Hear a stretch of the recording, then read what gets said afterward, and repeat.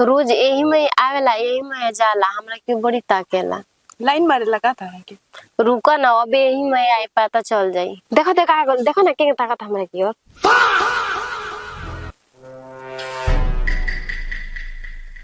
देखा ना के झांक झांक के ताकता। केने चल गली सब अबे रली है सब।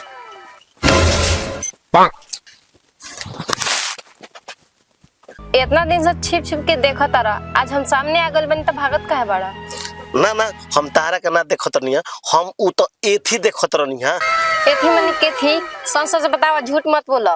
सच सच बताओ ना तो पूरा गांव के बुला देब ना, यही जो कुटा जीव बढ़िया। ना ना तू हाला मत करलो, हम तोहरे के देखत रहनिया। हम तो से का तो से पूरा बात बतावा। हम तो से प्यार करनी।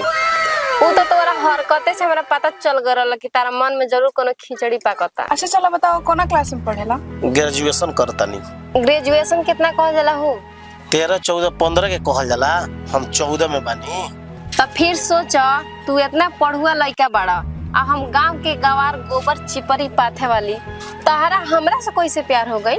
ई तो ठीक बा कि हम बाहर कमाए आ तू घर में बाल बच्चा के पोसी हो। लइकन में ये कमी बा, गांव बसल ना अपन डेरा डाल देला। ठीक कह तारू सखी, अभी कुछ बात विचार भइबे ना कइल तले बाल बच्चा पर चल गइल।